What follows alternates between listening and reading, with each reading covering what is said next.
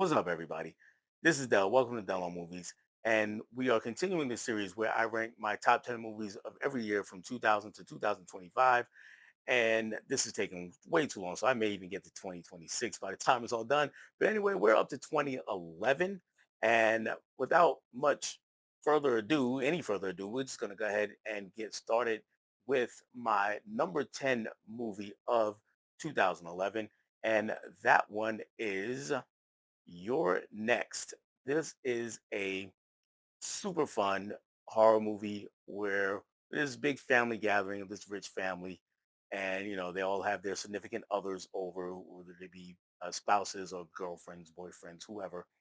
And while the family is known for bickering and arguing, and while they're sitting at this big giant dinner table and they're having the family dinner, an arrow comes through the window, kills somebody, and they realize that they're under siege from outside and they're trying to survive the night. And of course, there are some twists and turns in the story. Is there's reasons for things that are happening, and I'll not spoil it. I will say that this movie gives me one of my favorite final girls of all time. Um, I'll not say any more of it. It's just a fantastic ride. If you've never seen Your Next and you're into uh, slasher films, revenge, not really revenge films, but definitely survival films, and it's bloody, gory survival film at that, and very twisted at times. I would definitely take a look at Your Next. That is my number 10. Let's move on to my number 9. Speaking of twisted, my number 9 is also very much so, and that is Killer Joe. And this is Matthew McConaughey in a role like you've never really seen before. We got Emma Hirsch in here. We've got Jenna Krishan in here. We've got Juno Temple here. And what's happening is McConaughey is not part of this family, but the family is trying to figure out a way to kill the matriarch of the crew. And they decide to hire Joe. Joe's a hitman, and things just go sideways right from the beginning. And McConaughey is trying to take advantage of every bit of this situation, and he is the villain in this movie, and he is a excellent villain. And there's some wild things that take place in this film. For instance, you may never look at a fried chicken leg the same ever again because of what happens in this movie. And it's a very dark comedy directed by William Friedkin of The Exorcist fame. And some people may not even get humor in this movie because it's that kind of twisted thing happening. But if you do, you'll understand, and maybe even you'll love it. You might hate it because it's just kind of far out there, but it is good enough for me, and it gets my number 9 spot for 2011, and that will take us to my number 8. And this one is Warrior. Warrior is probably the best MMA movie ever made. We get Thomas Hardy or Tom Hardy and Joel Edgerton in the lead roles. We also get Nick Nolte as their father, as they play a pair of brothers who are both MMA fighters. Well, not quite. Tom Hardy is an MMA fighter, and a successful one at that. Um, whereas his brother, he's not been fighting. He's been doing other professions, but they need the money, and he decides to join this big tournament and trying to win this tournament. And there's a lot of animosity between him and his brother, and between him and his father, and both of them and their father, and it's just a mess of a family. And in this movie, Nick Nolte, I want to say he was nominated for Best Supporting Actor, and I believe that he deserved it. If he did, if he did not, he should have been. He's great as the dad, and the dynamics between the brothers really carries this movie, and between the dad also. We get really caught up and invested in their family dynamic, and the payoff at the end is magnificent. They, I don't want to spoil it too much as to what happens, but there are a lot of ups and downs, a lot of ebbs and flows, and we're right there with them all the way through it. And that's why it's my number 8 movie. That brings me to my number 7. which is a remake, unless you ask the director, David Fincher, and then he says it's based on the novel that the other movie was also based on, which I still call a remake. This is the 2011 American version of the Swedish film, The Girl with the Dragon Tattoo. And I want to say that this movie is a little bit better than the other one, just a little bit. They're both fantastic movies. I think the difference here is Fincher as the filmmaker. Um, he just does some things and makes the film, well, one, look fantastic, but he does some things uh, with his storytelling that just edge out the 2009 Swedish original. Numi Rapace in the '09 film is fantastic, and she owns the role. But in this version, Rooney Mara also owns the role. She was Oscar nominated. I don't think she won, but she was Oscar nominated for this role, and she just embodies this role.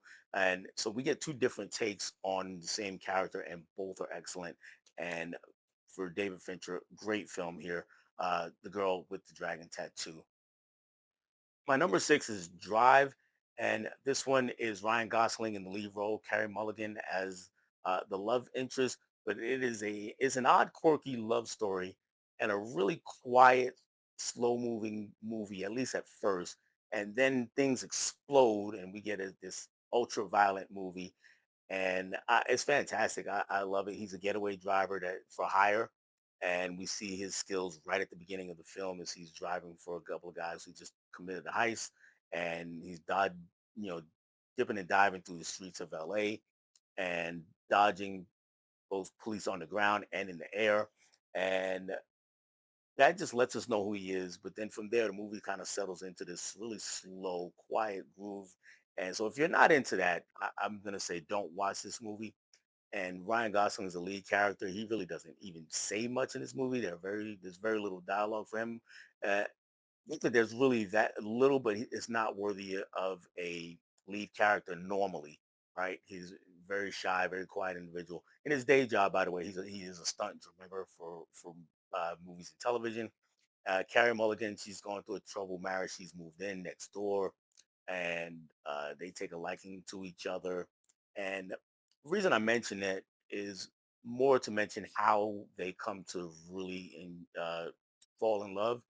It's that it's not like a whirlwind sweep you off your feet kind of thing that we see in a lot of movies. In this case, we get two people who are not necessarily extroverts, and there's a lot of time when they just sit around and exchange glances and looks and make faces at each other. It's a lot of flirting without actually talking. So that's what keeps the movie in that groove. And then some things happen. uh there's some things that happen with her husband and child, and our driver gets involved, and like I said, the movie explodes. And once it does, it's just a great film to watch. So yeah, I highly recommend Drive. That brings me to my number five movie, and that is a movie that is it's a hard watch for some people, I would imagine, um, because of the subject matter. And it's called Martha, Marcy, May, Marlene. It stars Elizabeth Olsen and John Hawkes. Elizabeth Olsen is our lead character. She is a young lady who has gotten involved in a cult or fallen into a cult. The cult is led by the character that John Hawkes plays, and she is trying to escape or has just escaped.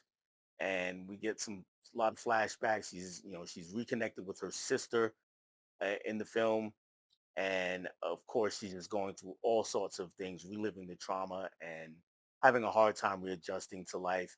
And like I said, we get lots of flashbacks to her days in the cult, and it is a tough watch, but it is really good. And the performances by both Olsen and Hawks are off the charts good. I believe Elizabeth Olsen was nominated for this, and I'm not sure about John Hawks, though I think he was as well. Um, I know he was nominated either the following year or the year before for the sessions, but he was great here. And it's just like I said, it's a harrowing tale of what's going on in this young woman's life. Um, it's a film that makes me a little disappointed that Elizabeth Olsen is or has been bopping around the MCU for so long. I'm a huge MCU fan. A lot of people know that. Um, but I recognize that this actress has been hampered creatively, if not financially. I'm sure she's made plenty of money from Disney and Marvel. At least I hope she has.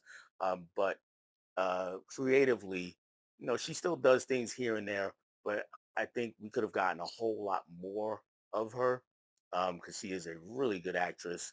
Uh, Aside from whatever you think of what she's done in the Marvel movies, and I think she's really good there too. But this is on another level. So that's my small regret about Marvel movies is sometimes we get actors in there who could be doing more things, at least better things, uh, cinematically, even if they're not going to be as lucrative. And I feel that's the case here. So Martha Marcy, May Marlene, a great, great movie. I'm happy. I love the MCU, but I understand she could have been doing even more. And that will bring me to my number four. And that movie is a Criterion film. Uh, Dee Reeves is the director here, and the movie is Pariah. I mentioned this a Criterion only because this is the Criterion edition that I have of it. Anyway, we have this young lady here. Let me slide over here, and she is in high school. I think she's a senior. She might be a junior, but she's struggling with her sexuality. You know what? She's not actually struggling with it. She's very clear, at least in her own mind, that she is a lesbian. Uh, However, she is still in the closet mostly because of her father, not her father, but mostly because of her mother, who's played by Kim Wayans, and her mother's a really hyper religious person. Believing that homosexuality is a sin and everyone who is a homosexual is bound to go to hell. And Kim Wayans is just downright frightening and great all at the same time. This movie and frustrating. It's easily her best performance in anything she's done, and I wish I got more dramatic turns from Kim Wayans because she's just so good in this movie. And what it is we just get the two of them, the mom and the daughter, just bumping heads over and over and over and over and over. Meanwhile, uh, the lead character, she's trying to, and I'll put her name somewhere, the actress somewhere because I forgot her name off the top of my head, but she's really really good, and we watch her character trying to navigate two lives out in school. She's to use that term again, but in school and around the neighborhood, people know, they understand who she is, and but she's keeping this from her family and trying not to let them know this, even though there are hints of it. Like I said, mom heavily suspects, dad is kind of oblivious to it all, um, but he's clued in eventually, and it's a slice of black life you don't really see in this case, where the black church, is a place where people are clinging to that belief of homosexuality is immoral and completely wrong. And if you're watching and you believe that, I get it. But that is a belief clung to, or you don't believe that. Also, I get it. But that is a belief clung to in the black church. And this film takes us into how that plays out in the home when someone is actually gay. So great movie for me. My number three, I was looking over, sorry to see what my number three is. I don't actually have my number three, and that's okay. My number three, though, is a English movie called Tyrannosaur. Tyrannosaur is a tough movie to watch. It is so tough. Um, Not that it's particularly like gory or insane like that, but the subject matter is really tough, and the way things play out, you know, throughout the course of the film, you just kind of cringe from what's going on. Film centers on a local guy who's known to be a drunk and a hothead. He goes around beating up people. This is Peter Mullen plays the role, and he actually right at the beginning of the film. I mean, small spoiler alert, and maybe a deterrent for some of you out there, but he actually kills his own dog, and he regrets it, and he's kind of dealing with that throughout the first part of the movie. And we also meet a woman played by Olivia Colman, and she's around the same age. They're both middle-aged people, and she's trapped in an abusive marriage, and her husband is played by Eddie Marsan, or I'm not sure if we say it Marsan or Marsan, but anyway, he plays the husband, and he is downright detestable at every turn. And Olivia Colman, in her day-to-day life, she kind of has to go around the neighborhood sometimes to do certain things, and she runs into our main guy, and they kind of strike up a friendship. And I'll not spoil anything else from there, other than to say a lot of people have not even heard of this movie, and I think that's a shame. People who do watch it tend to love this movie, but also may never watch it again. So it's one of those kind of movies. And it's just the most it's the oddest, most bittersweet love story you could think of at the end of the day. And honestly, it's time for me to do a rewatch because I loved it when I watched it, and I get that it's tough to see or tough to sit through, um, but I I think it's worth it. So that gets my number three. Moving on to my number two movie, also a movie that I do not actually have, and one I'm almost desperate to get. I got to get it. This one is one of my favorite foreign directors, Pedro Almodovar, I think you say it. I'm not anyone who speaks Spanish or is Hispanic. Please let me know of how bad I butchered that name.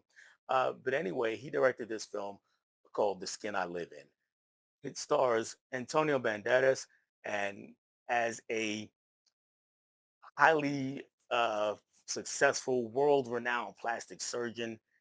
And what we find out pretty quickly is that there's a really dark side to him, and that dark side begins with, not ends, begins with the fact that he is keeping a woman hostage in his home and conducting experiments on her. And if I say anything more, I'm probably going to spoil things, but you probably figure it out before they actually reveal it. And the thing is, though, once that reveal happens, it's that's not necessarily uh, the thing that hits hardest with this film. It's what happens at the very, very end hits the hardest. Banderas is in a couple roles where he was the bad guy, but this time he's just outright outright just disturbing in what he's doing. So that is my recommended. I call it a horror movie. I don't. Some people call it a thriller, or some people may not even call it either of those things. But I will call it my number two movie of 2011. My number one movie, and that is The Raid Redemption. There is very little in the way of plot to this movie. We get it right off the bat. All you really need to know is that a team of cops are going into this apartment building that is owned by a gangster kingpin kind of guy, and we find out pretty quickly that they're on their own in this mission, and they're trying to reach him. He's at the top floor. If this all sounds familiar, if you've seen Dread, it's pretty much the same plot as that. Um, we get a few things thrown in towards the end, but what makes this movie the phenomenon that it is the action, the fighting, the fight choreography is top tier. I don't know that there's ever been a movie with better fight choreography, and by that I'm taking into account all these. I got tons of martial arts movies over here. What separates this one out is that our hero is not there's not a lot of scenes. We know that there's hordes of bad guys coming at him at all times during this film, I swear, and everybody else, because there's lots of scenes that he's not even involved in that are just fantastic. Um but there's not a lot of standing around and waiting to be punched. There it looks like what would happen. People are trying to jump him, and what helps with that, to be honest with you, is that there are a couple of just great set pieces of him fighting off a lot of bad guys, but they're in a narrow hallway, so only so many people can get at you at a time, and the way they do things is just crazy. You would swear that these people are really being, just destroyed by these punches and kicks and stabs and gunshots. The way this movie is filmed, there's one scene where, if you've ever been in the apartment building, and I imagine you have, um, it's one of those where there are stairs that go around the outside, so the whole center of the building is just, from the floor all the way to the ceiling of the top floor, because it's just a staircase wrapping around all the way down. It's one of those kind of things. And in one scene, a guy is thrown from one side of that all the way across to the other side of that and lands on his back. And I swear I don't know how they did that. I haven't watched any of the special features or anything, so you could probably tell. But it's things like that that just make this movie, and for a person like me who's grew up on martial arts flicks and just still love them to this day. It just amazed me. It blew me away the very first time I saw it, and every time I see it, it blows me away again.